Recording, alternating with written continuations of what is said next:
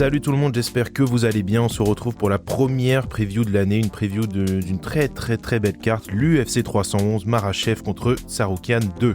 La soirée se tient ce week-end à Los Angeles. Alors on sait qu'il y a eu des doutes sur la bonne tenue de la soirée vis-à-vis de la situation actuelle à Los Angeles, mais visiblement on n'a rien entendu cette semaine qui semblait indiquer qu'il y aurait un changement quelconque, donc la soirée semble bien maintenue à Los Angeles. À un moment il parlait de l'affaire quelque part d'autre, mais en tout cas très grosse carte pour le premier pay-per-view de l'année. Voilà, l'année commence sur les chapeaux de roue, énormément de bons combats, une carte principale très qualitative, mais je vais pas vous faire un long discours sur le sujet. On va rentrer dans le vif de ce sujet-là avec la carte préliminaire. Comme d'habitude, je garde ça concis, donc je ne parlerai pas de tous les combats, mais on ouvre cette preview avec le combat entre Rinya Nakamura et Muin Gafurov. Rinya Nakamura, combattant japonais, lutteur émérite qu'on ne présente plus maintenant. C'est un de ces jeunes combattants sur lesquels je porte beaucoup d'attention depuis longtemps. Il a remporté ses 3 premiers combats dans la promotion, mais il faut le dire, on n'a pas vu beaucoup de progrès en striking et on n'a pas vu beaucoup de potentiel de finish jusque-là. Beaucoup de contrôle stérile pour le dire simplement. Il a pris une année de pause et on imagine que le striking et la dangerosité en position dominante ont dû être des gros sujets d'études pour lui cette année. Donc j'espère qu'on va pouvoir constater une amélioration dans ce domaine ce week-end. Il affronte Muin Gafurov qui n'est pas un faire-valoir, loin de là. Combattant expérimenté qui avait dû faire ses débuts en short notice puisqu'il avait affronté Saïd Nurmagomedov. Autant dire donc qu'il n'a pas eu le parcours le plus aisé jusque-là, mais il sort d'une victoire l'année dernière, donc il s'est relancé. Le problème de Muin, c'est qu'il est un petit peu timide quand même. Il essaye de prendre le centre de l'octogone, mais il a du mal à pousser, à mettre la pression. Peut-être qu'il y a un petit blocage à ce niveau-là, et ça n'a pas dû aider que quand il a poussé Saïd Nurmagomedov et qu'il a essayé de lui mettre la pression justement, il était dans une guillotine 3 secondes plus tard. Je pense que le Rinya de l'année dernière gagne ce combat par décision, mais ce que j'ai besoin de voir maintenant de son côté, c'est qu'il arrête de combattre comme un lutteur. Et je parle pas de pas lutter du tout, mais il faut être actif, il faut chercher une soumission, il y a une limite à ce que la lutte pure peut accomplir, ou sinon, il faut accepter le fait qu'il va se faire battre par un gars capable de mettre un minimum de dégâts de ces 4. Je ne pense pas que ce sera ce week-end en revanche. Je fais confiance à Nakamura et en son coin. La pause est intervenue pour une raison, j'espère que c'est pour bosser tout ça, et je vais pronostiquer une victoire du japonais par soumission. On passe au combat entre Grant Dawson et Carlos Diego Ferreira. Actuellement, je pense qu'il y a 2 façons de voir Grant Dawson. Est-ce que c'est un très bon combattant qui s'est pris un KO un peu malheureux contre Bobby Green, ou est-ce qu'il a un petit peu bâti son palmarès en battant des combattants moyens à la pelle? Je pense que la vérité est un petit peu au milieu. Grant, c'est un bon combattant, mais il est très dépendant de son grappling, ce qui est le cas d'autres mecs, c'est pas un crime, mais au bout de 12 combats à l'UFC, c'est quand même curieux de pas avoir grand chose à proposer en pied-point. Et Diego Ferreira, il a certes 40 ans ce week-end, mais on l'a vu performer contre des gros grappleurs et il sort d'une victoire très impressionnante contre Mateusz Rebecki. C'est un combat difficile à pronostiquer parce que l'âge est bien sûr un facteur, l'activité aussi. Dawson, il combat 2 fois par an minimum, il sort de 2 performances très propres en 2024 et quelque part, le KO de Bobby Green, il semble déjà un petit peu loin. Mais d'un autre côté, il a pris un KO en 30 secondes sur un direct de Bobby Green, qui est certes un combattant solide, mais ça fait un peu tâche. Surtout que Ferreira peut encaisser des sacrés dégâts. Il s'est fait massacrer au début du combat contre Rebecki et il a survécu. Il a recomposé et il a remporté le combat. Je fais un peu plus confiance à Dawson qu'à Rebecki dans sa capacité à conserver le Brésilien au sol. En revanche, je vais pronostiquer une victoire de Grant par décision, mais je ne vais pas mentir, j'ai quand même pas beaucoup de certitude sur ce combat. La force de l'ancien n'est jamais à sous-estimer. On passe à un combat dans la très curieuse division des poids lourds entre Jailton Almeida et Sergey Spivak. Je vais dire pour commencer, avant de rentrer vraiment dans l'analyse du combat, que je trouve Spivak très sous-coté, par tout le monde d'ailleurs. On a un souvenir un peu étrange de lui en France parce qu'il s'est fait marcher dessus par Cyril à Paris, mais il a que 29 ans, il a beaucoup de qualité. Ces dernières années, il a perdu que contre les tout meilleurs de la division.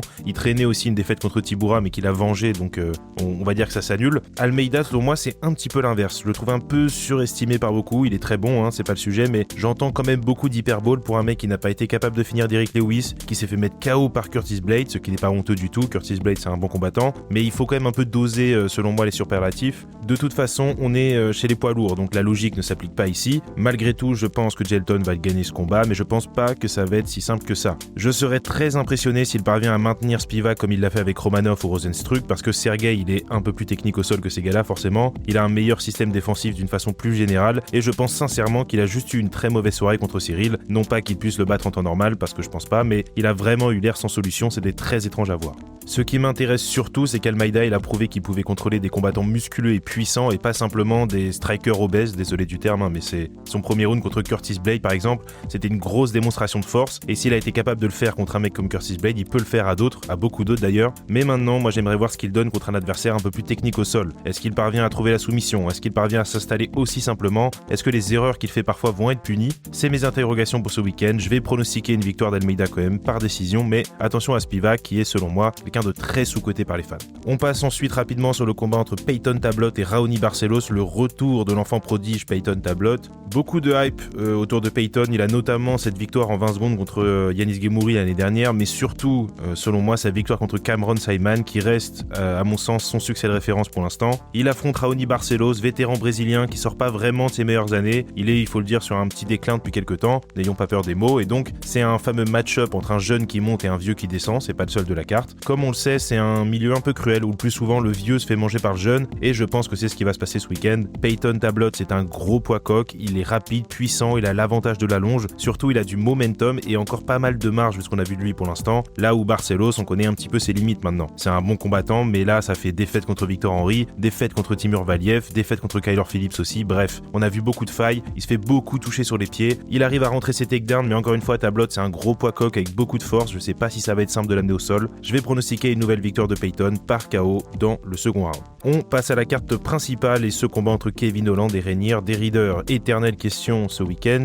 quelle version de Kevin Holland va se pointer à Los Angeles? On a vu le meilleur et le pire de Big Mouth ces dernières années, surtout le pire d'ailleurs, on va pas se mentir. Je dois dire que je perds petit à petit confiance en lui, dans le sens où j'ai de plus en plus de mal à l'imaginer arriver bien préparé, et je pense qu'il est un peu en touriste depuis quelques temps. Il va y avoir un moment où il faudra sûrement se remettre à faire des efforts, parce que même si Dana White l'aime beaucoup, tu peux pas éternellement arriver à moitié prêt et accepter des combats au pif, ça n'a aucun sens. Il affronte donc Reinier Derrider, l'ancien champion du One qui a fait ses débuts à l'UFC en novembre dernier, et on va dire les choses comme elles sont, il a pas eu l'air bien fameux pour sa première sortie, mais spoiler pour ceux qui l'ont découvert ce jour-là, il a jamais eu l'air très intincelant, surtout sur les pieds. Son délire c'est de soumettre, et je dois reconnaître que Gerhard Meerschaert n'est pas un gars simple à soumettre du tout, donc il y a quand même du positif dans son premier combat à l'UFC, et je pense personnellement que ça va continuer ce week-end. Je trouve que Kevin Holland n'est pas à l'aise lorsqu'il se fait emmener au sol, et là il se frotte à un gros expert en la matière, surtout que sur l'aspect physique, il ne sera pas à son avantage. Kevin est un poids welter, il l'a toujours été, et Reinier Derrider a un physique un peu étrange, mais c'est un costaud. Je pense qu'il va réussir à emmener Kevin au sol et le soumettre. Si Holland parvient à maintenir le combat debout, il devrait un peu s'amuser avec le Hollandais, mais Derrider trouve toujours son chemin, donc je vais lui faire confiance. J'espère qu'il arrivera un peu mieux niveau cardio par contre, parce que c'était pas fameux contre Meerschaert. Je vais pronostiquer Reinier Derrider par soumission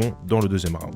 On passe au combat entre Beneil Dariush et Renato Moicano, encore une fois deux combattants sur des trajectoires on ne peut plus opposer. Renato Moicano a connu une vraie résurgence l'année dernière, 3 victoires, dont bien sûr ce succès aux dépens de notre français Benoît Saint-Denis à Paris. La dynamique est donc très bonne pour le Brésilien, qui avait déjà fait une belle percée chez les poids plumes à l'époque, et qui avait été stoppé par José Aldo, on s'en rappelle. En face, Beneil Dariush lui est dans une mauvaise spirale, aucun succès depuis 2022, 2 revers contre Charles Oliveira et Arman Tsarukyan en 2023, rien de honteux donc, mais surtout une année de pause qui lui a notamment servi à réparer son genou, ce qui à 35 ans et après 2 KO n'est pas très rassurant. Surtout cette blessure au genou suit une autre grosse blessure en 2022 au talon, et on sait que physiquement, il a eu beaucoup de mal à s'en remettre, et il n'arrivera plus jamais à 100% dans l'octogone, c'est impossible.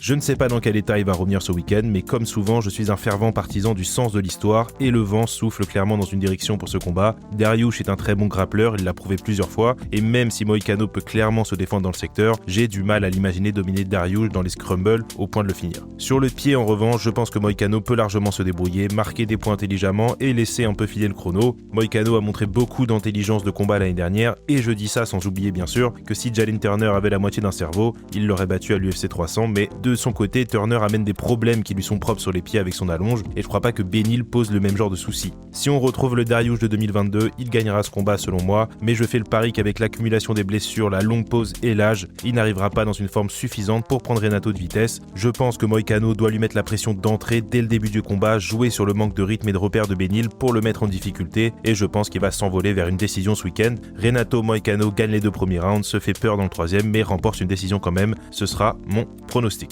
On passe au combat qui oppose 2 timbrés chez les mi-lourds, Jamal Hill et Yuri Prochazka. Je suis un grand fan de Yuri, je vais pas m'en cacher, et c'est pour ça que ça me fait de la peine de miser contre lui, mais c'est ce que je vais faire malheureusement. Les 2 hommes sortent d'une défaite cuisante contre Alex Pereira, et par cuisante j'entends un bon KO à l'ancienne. Prochazka est un gars durable, dur au mal, et on l'a vu dans des combats rocambolesques tout au long de sa carrière, mais son manteau a été mis à rude épreuve 2 fois en moins d'1 an. Ce que Pereira a mis en évidence dans leur combat, c'est qu'aussi dur soit Yuri, son système défensif sur les pieds est inexistant. Je sais qu'il y a des montages montage humoristique de lui qui bloque des coups au corps avec la tête qui tourne un peu partout, mais ça en dit long en réalité. Dans la division des mi-lourds, il a gagné beaucoup de combats parce qu'il était très durable et très agressif sur les pieds, et finalement, il a gagné beaucoup plus de tests de résilience que de combats techniques. Jamal Hill, en revanche, c'est un bon boxeur, moins bon que Pereira, ça on l'a vu, mais c'est pas vraiment un critère invalidant parce que, voilà, Pereira c'est Pereira, mais il a une bonne boxe, méthodique, puissante, et même s'il est très incomplet comme combattant, c'est dur de voir en Yuri un test de MMA dans sa globalité. Yuri ne tente pas vraiment de takedown, un peu plus que Jamal, mais ça en dit pas long. Je pense que ce combat va essentiellement se dérouler en anglaise et qu'à ce petit jeu-là, il est meilleur que Prochazka, surtout qu'il a montré qu'il était capable de tenir un gros rythme sur 5 rounds et de rester sérieux et discipliné pendant 25 minutes, donc 15, c'est tout aussi possible.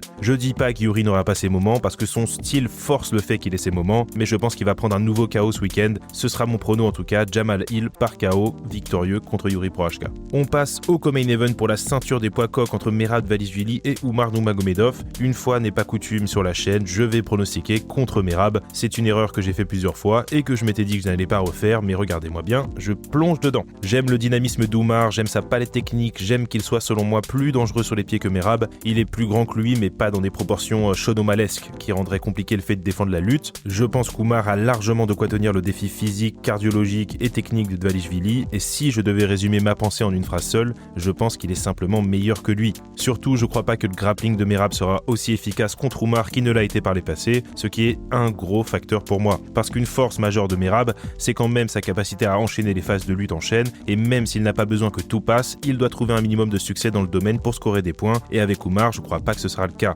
Je peux voir Umar prendre un avantage à chaque round comme il l'a fait contre Sandegen, et remporter chaque round les uns après les autres, même avec des marges fines. C'est un scoring round par round après tout. Encore une fois, je me trompe peut-être sur le cas Merab, et je serais peut-être forcé de faire un nouveau mea culpa, mais j'ai le sentiment que cette fois c'est la bonne si j'ose dire. Je vais pronostiquer une victoire d'Umar, je vais dire par décision, mais il y a une part de moi qui peut le voir soumettre Dvalishvili simplement du fait de sa supériorité physique, mais je vais m'en tenir à ma décision pour le pronostic officiel.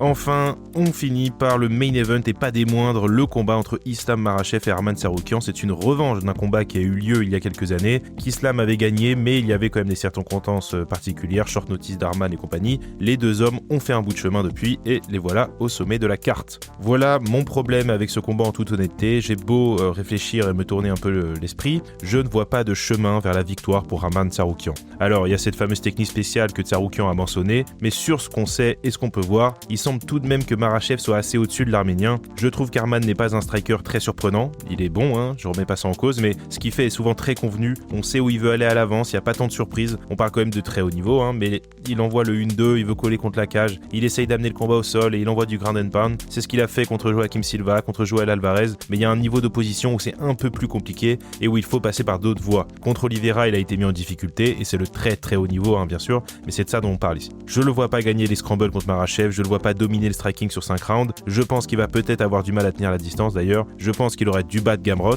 mais ça changerait au fait que dans les 3 derniers rounds du combat, il a ralenti fortement et que c'est là que le Polonais a repris un peu le contrôle et le momentum. Je pense qu'il faut amener quelque chose de spécial pour battre Makhachev et curieusement, j'aurais plus foi en un gros puncher pour coucher le champion qu'en ce qui est un peu foncièrement une moins bonne version de lui sur le papier. Je vais pronostiquer une victoire d'Islam par soumission, ce sera mon pronostic officiel pour ce week-end. Islam Makhachev par soumission et le clan Nurmagomedov selon moi repart avec 2 ceintures. Voilà pour mes pronos du week-end, n'hésitez pas à me donner les vôtres en commentaire, n'hésitez pas à me donner votre avis, c'est une très belle carte qui mérite d'être suivie. Il y a d'autres combats qui sont intéressants dont je n'ai pas parlé mais qui valent quand même le coup. Il y a les débuts notamment de Azamat Bekoev qui est quelqu'un sur lequel il va falloir compter dans les années à venir.